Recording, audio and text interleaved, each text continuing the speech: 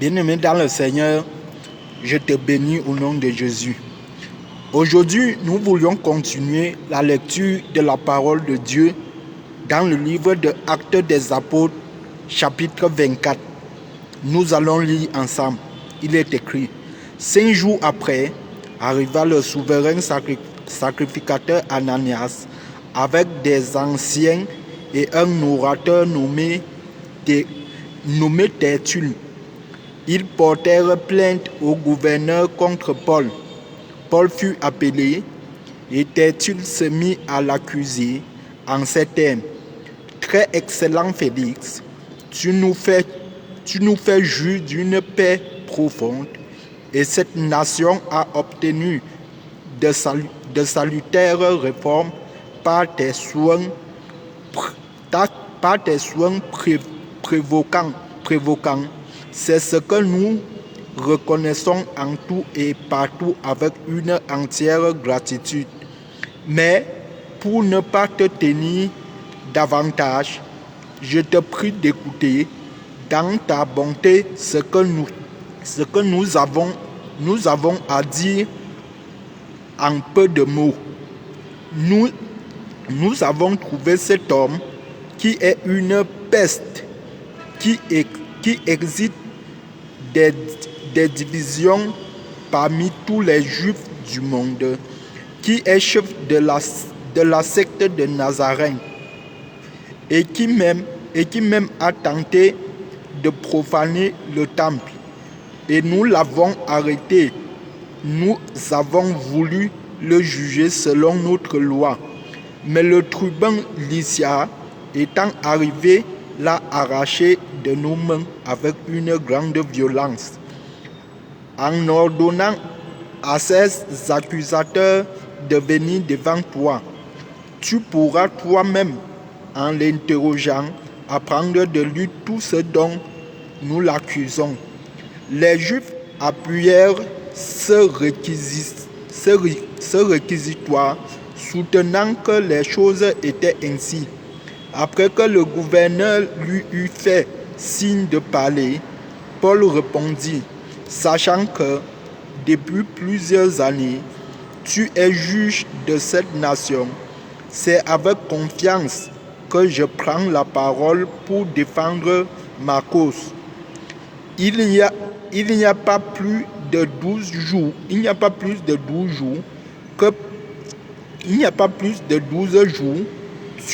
tu peux t'en assurer que je suis monté à Jérusalem pour adorer.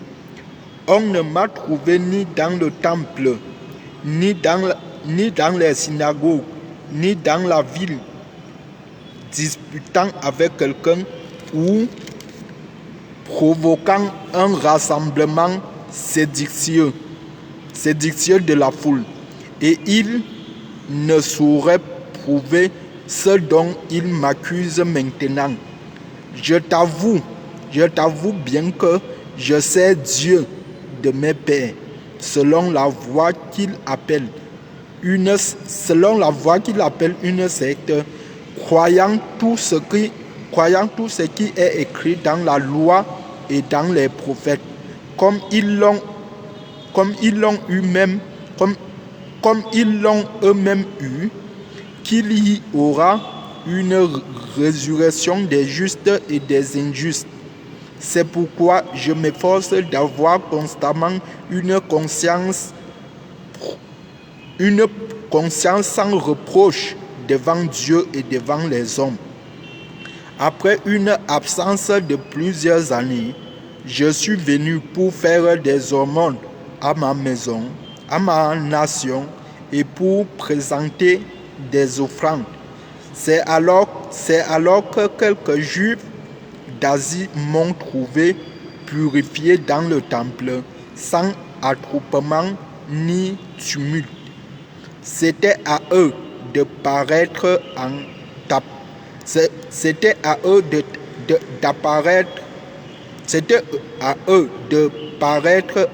présence et de se porter accusateur. S'il avait quelque chose contre moi, ou bien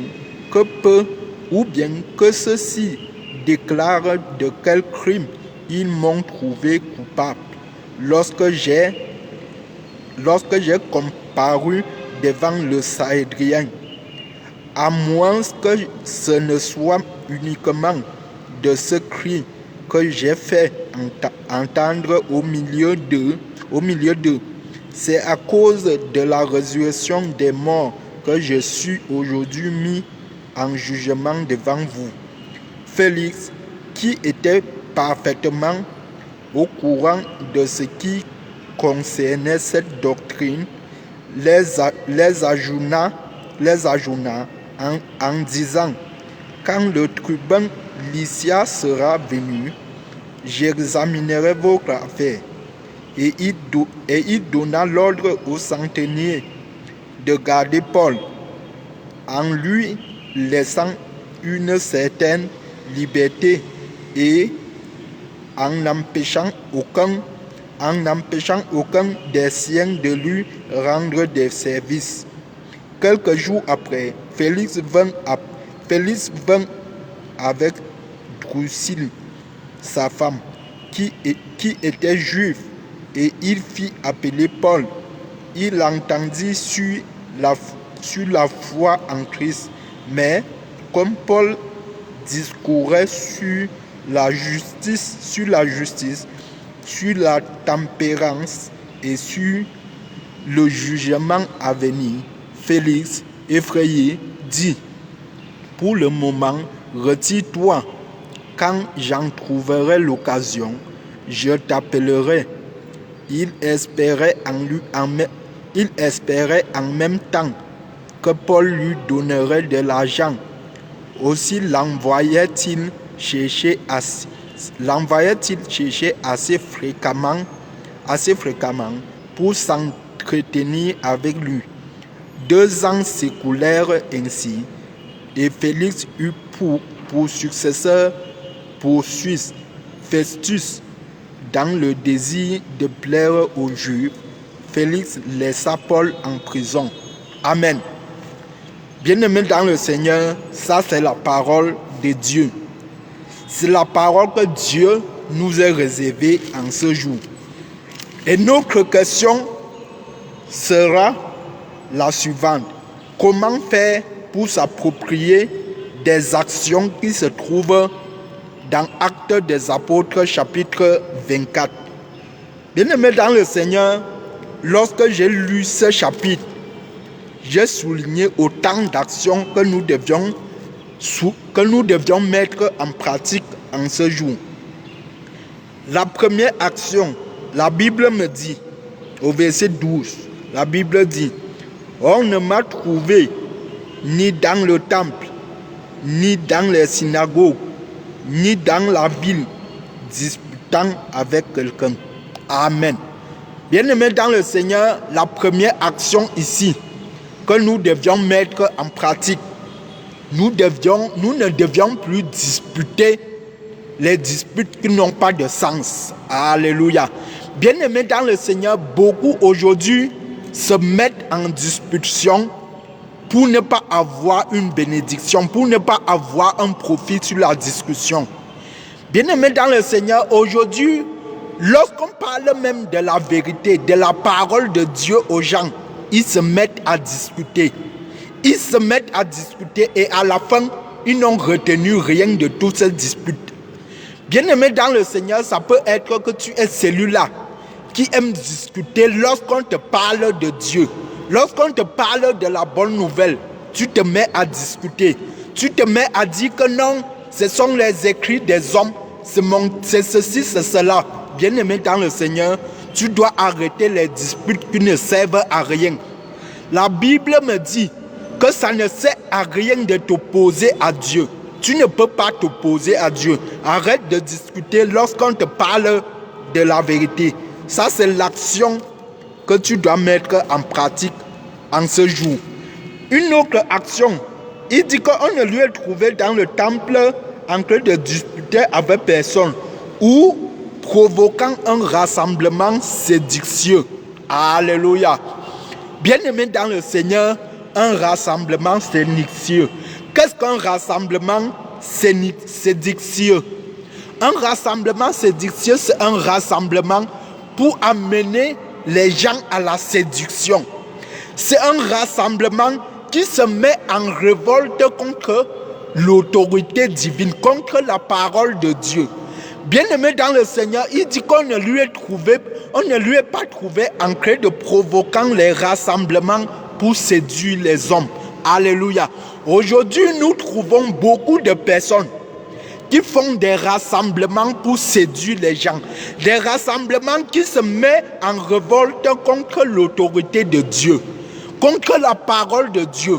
Aujourd'hui, nous allons voir par exemple les hommes qui se lèvent, transforment leur maison en église et chaque jour, ils sont là en train d'arnaquer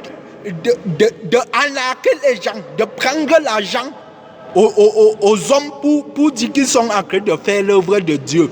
Bien-aimé dans le Seigneur, toi qui m'écoutes et qui fais le rassemblement pour séduire les gens, je te dis aujourd'hui, tant que tu seras dans un rassemblement séditieux, sache que Dieu n'est pas avec toi. Alléluia.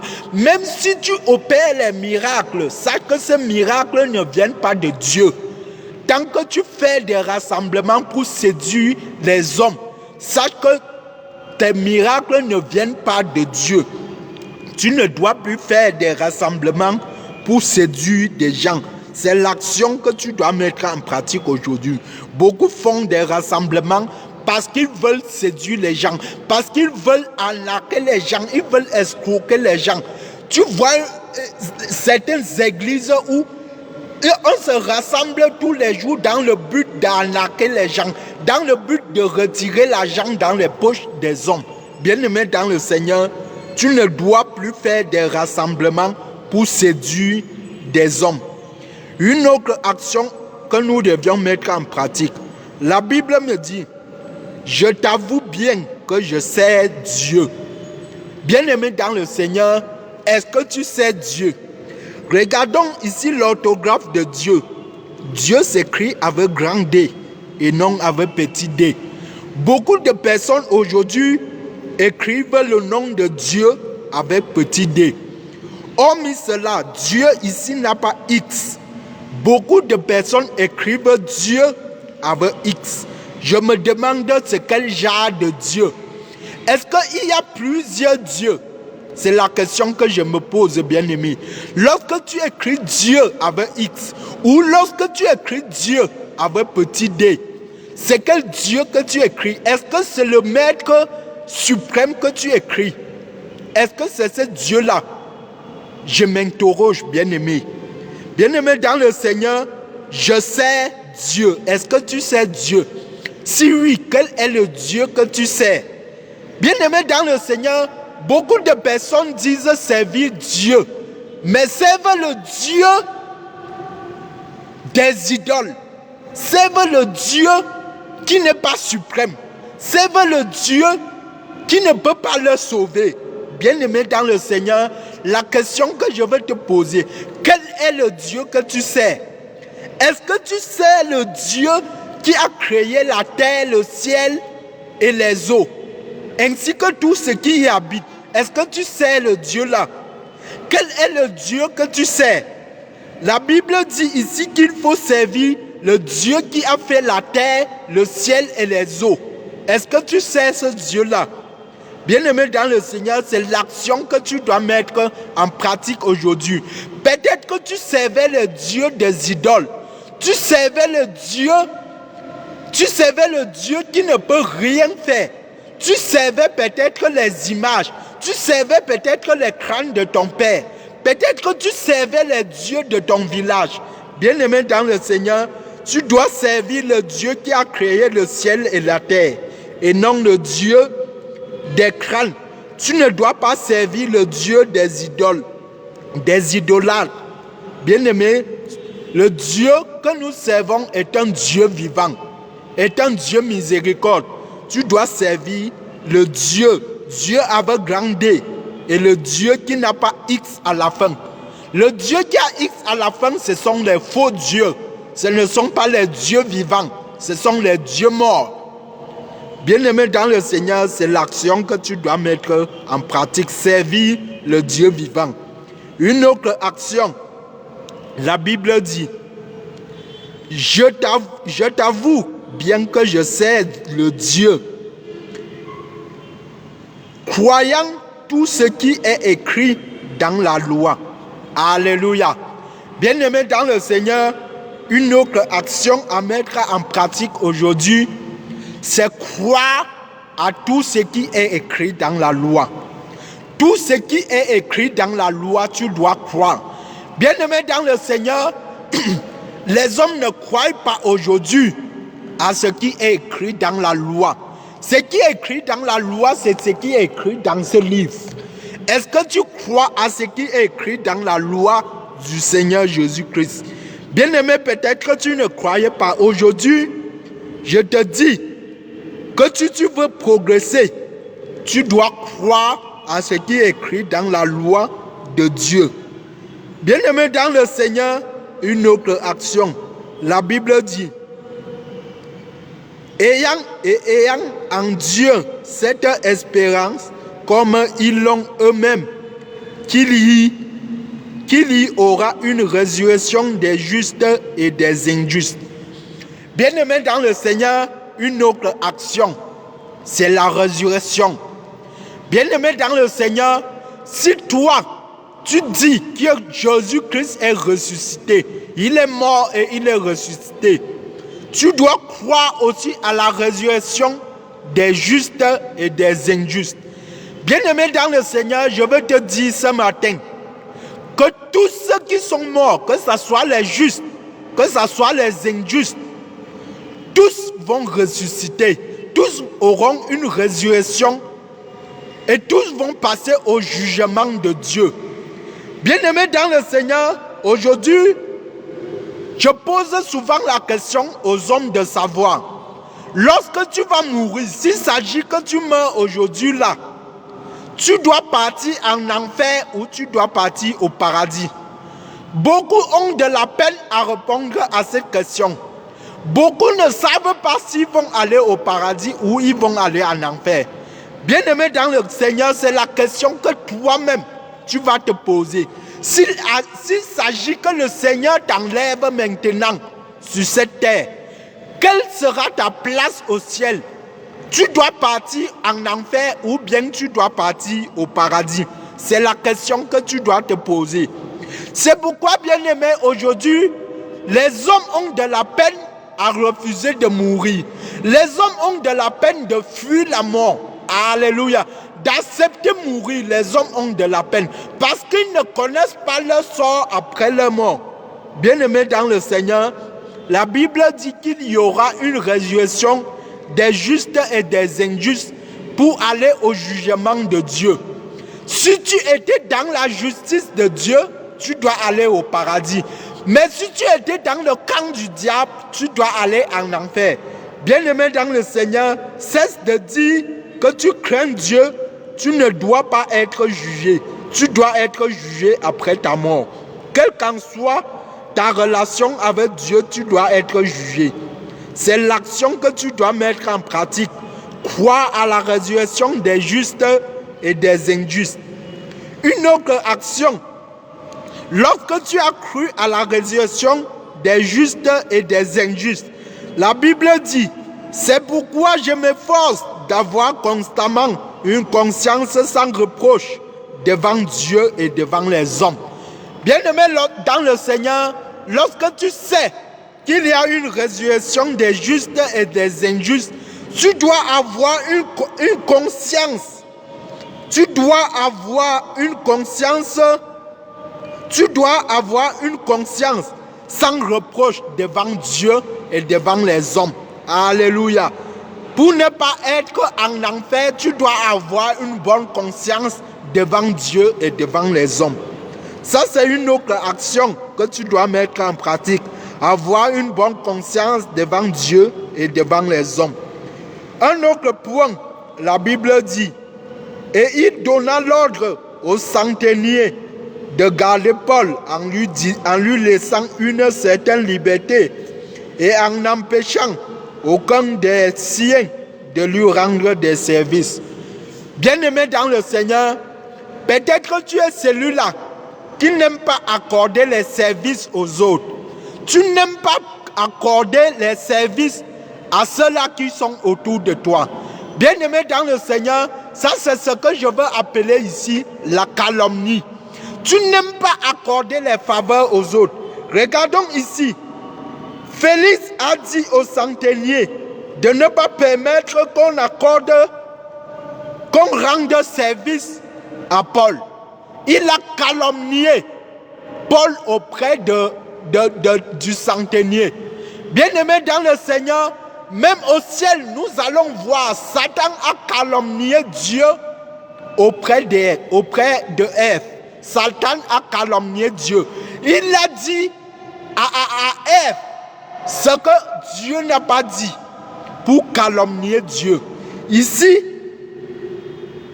Félix a calomnié Paul auprès du centenier. Bien-aimé dans le Seigneur, tu peux être celui-là qu'on t'a calomnié. On t'a calomnié en disant que tu ne dois pas accorder les faveurs à ton frère, en disant que tu ne dois pas accorder les faveurs à ta soeur. Bien-aimé dans le Seigneur, c'est une action que tu ne dois pas mettre en pratique, ne pas accorder les faveurs aux autres. Tu dois aider les autres. Tu dois aimer accorder les faveurs aux autres. Bien-aimés dans le Seigneur, telles étaient les actions que nous devions mettre en pratique en ce jour. Reçois encore une fois de plus ta bénédiction et viens, sois ici demain à la même heure pour recevoir une bénédiction week-endale. Shalom à toi.